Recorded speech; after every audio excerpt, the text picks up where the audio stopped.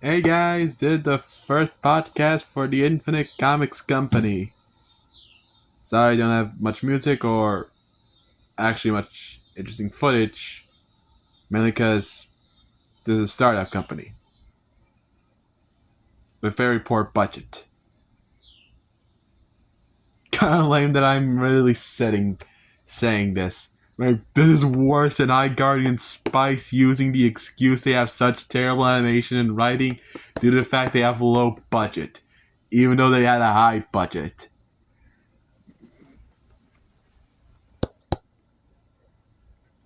Where's a live studio laugh track when you need one? Anyway, if you visit my Facebook page, you would see I just did the teaser for my first comic project, Atomic Avenger, which will be the part of the first phase for my whole, comic universe, the Infinite Comic Universe.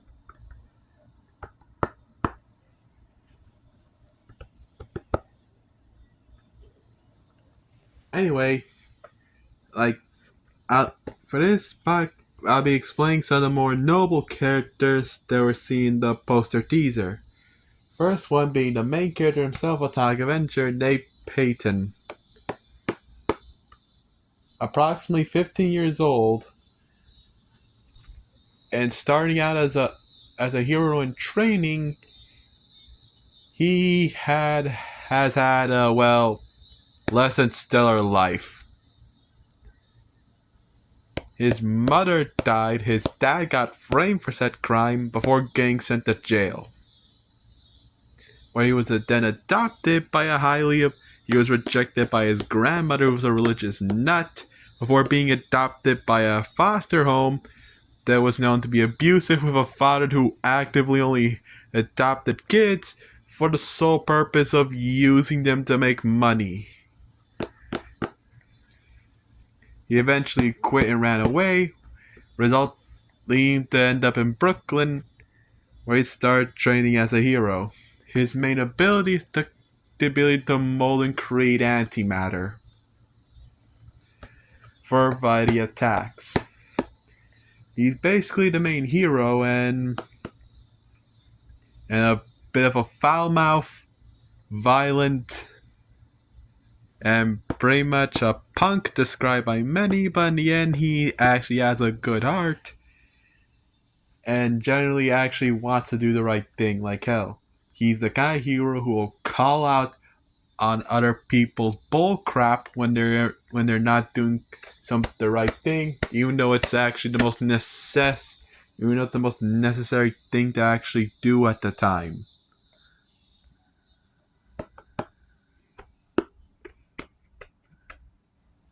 Well, on to his arrival. Jones F. Cooper, a boy who would basically act as the Lancer, the rival kind of character. So to him, he grew up orphan, except he grew up in a much nice orphanage, but fell down in recent years to disarray. Mainly due to the fact that a lot less taxpayer money is being sent there, under suspicious circumstances. Which is actually not that different from real life, really. With all the scummy politicians skimming taxpayer money.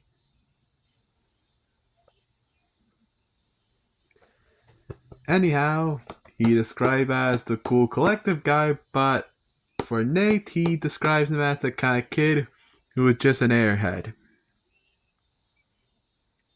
When he actually is smart, and they just basically he's a hothead, he's a cold head.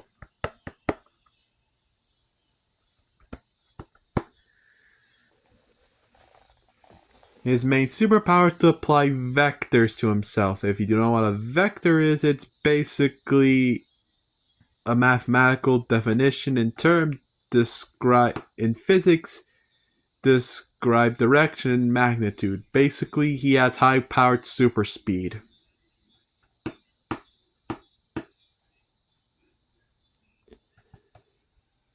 It is basically, in the eyes of the public, the true hero.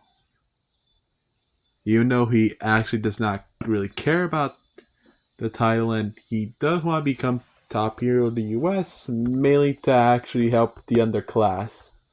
While our main pro tag definitely wants to become top hero to help people, but at the same time, it's to be an inspiration. So choose which one do you deem more selfish.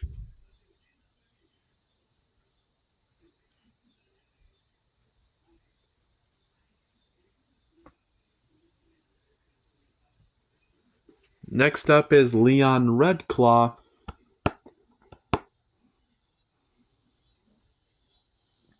Who is definitely who can only be described as a classic shonen protagonist. And definitely the only friendly rival of our hero. Like, he comes from a high ranking noble family that's been producing heroes for about 5 generations. And definitely the most hot blooded person on the block. Whose superpower, fittingly, is to control a giant flaming lion that controls holy flames.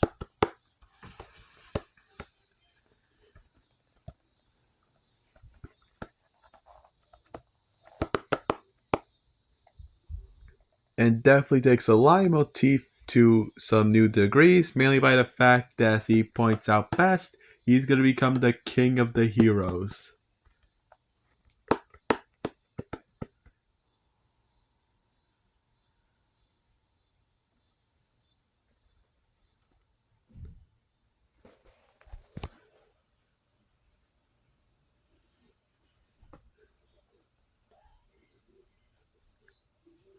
Next is Percy Lancer, a boy holding himself in a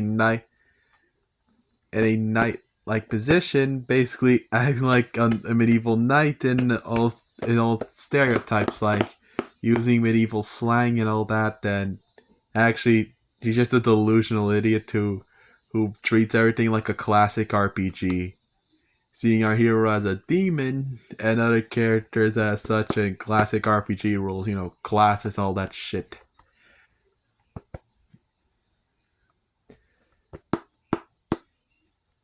Who people might think he comes from a rich family, but in reality, his dad, stayed by others, ran away from home to avoid debt collectors. His son did not really see it that way. Instead, he saw it as this: my father and mother are on a quest to save the world. That means I'm king now. And he, fittingly enough, is superpowered to create any sort of sword that he wants, as long as he can properly have an image of what he wants to make, which is kind of easy given the fact that he always sees himself as someone like King Arthur.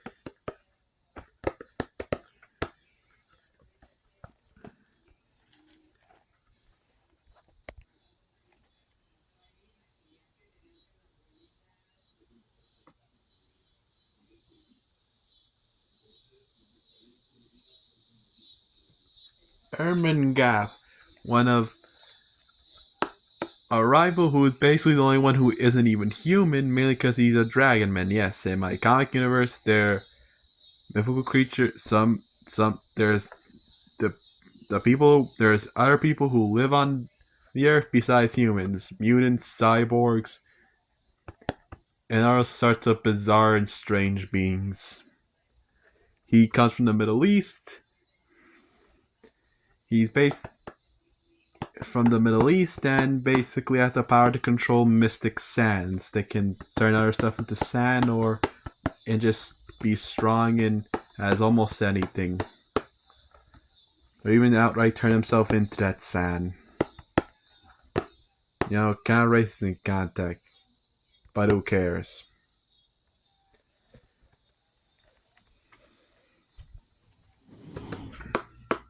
Anyway, he can be either cool collective or Death basically is kind of like Cloud.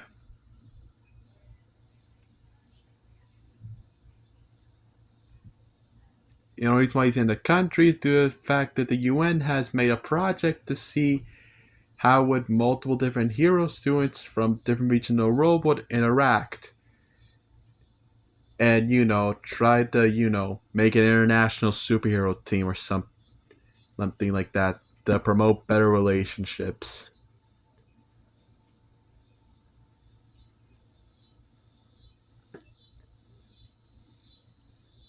And for my Middle Eastern viewers, or people who probably support, terrorism or something, nope, he does not go against Palestine nor Israel. He's the kind of guy who would actually hate both sides due to the fact he suffered from both sides. So take what you want from that. Mainly because in the comic universe, well, it takes place in the year, 21XX. Date will be determined until release. The Middle East is no longer multiple nations, but now one singular empire, the Ramses Empire. Even though it's still trying to get UN recognition. Mainly because their Ramses Empire is now slaughtering every single remains of classic terrorist groups, Al Qaeda and all that.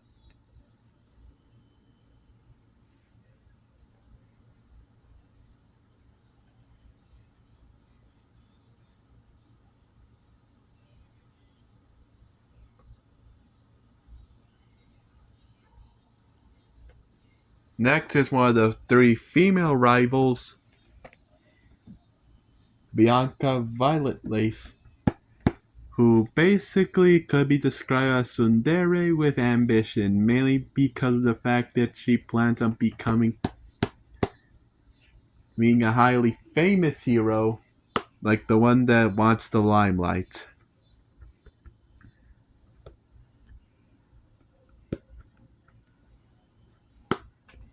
With her superpower being turning herself into these magical petals and controlling them. That allows her to become one with basically a lot of different material, mainly flora and fauna.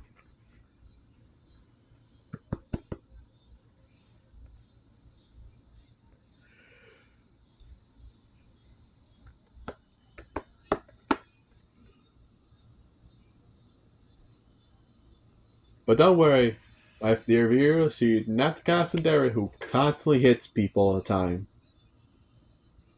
And basically just commits abuse. I don't really get that. Like that. Like why is there always a double standard with female on male abuse? Like abuse is still abuse.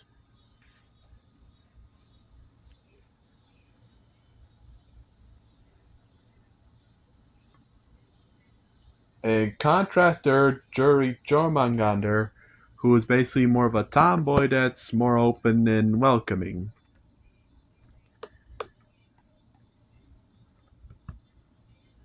But ironically has also the extremely powerful power to mimic sea life.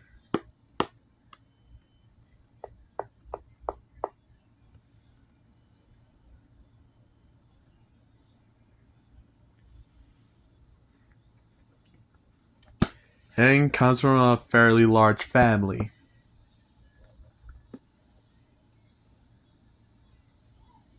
So much so that she's planning to get the money to support it. And before you think the ability to only mimic sea life is useless, just remember all the horrors that exist down below. And also, once again, in my comic universe, it's pretty bizarre because also kaiju exist. That also includes sea monsters. So, make of that what you will. Actually, now we think about it. How do the people even survive the seas? If there's, oh yeah, because there's a kaiju defense force. constantly monitoring to make sure there's, not just random giant monster attacks on a daily basis.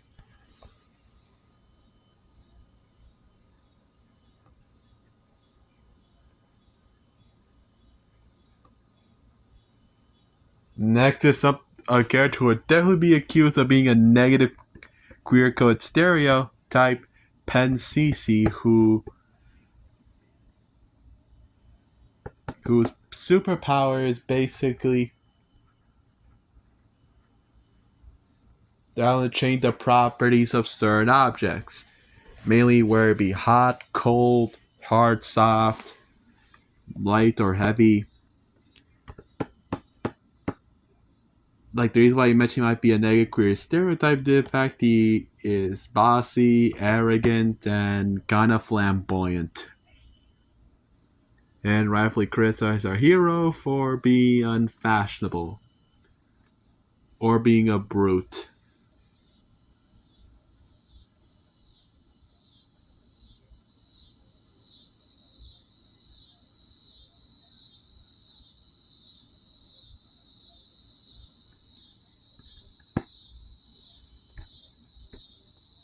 Next is another important character, Kirito Kagura, like another female male rival and a bit of a kind of a goth girl of Japanese descent. And by Japanese descent, I mean her brother was a member of the Japanese mafia that was established in the U.S. So much so, some people have accused her of only joining a hero school to clean up her reputation, kind of like our hero. And she simultaneously has a pretty good power. Their hair is basically this cursed like dark matter that has demonic properties. Basically, she's making spikes, tendrils, or giant wolf mouths or spiked fist. And basically just being the opponent senseless with them. Then another unique being Hopper Duststorm, who is basically an insectoid, specifically a grasshopper.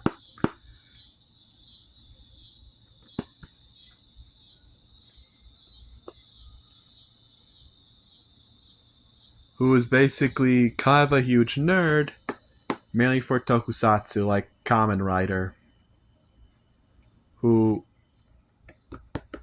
main ability allows him to kick up his super powerful kicks that are fueled with pure energy, allowing him to run at great speeds or just, kicking someone all the way to the moon, which actually sounds more like a fighting game. Super showy cinematic finishing move.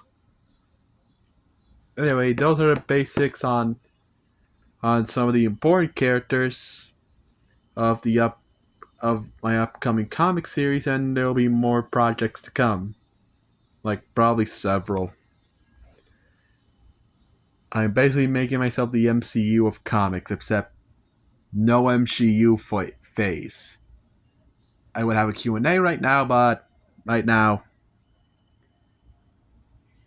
I don't have a Q&A or even questions in the comments. So, bye!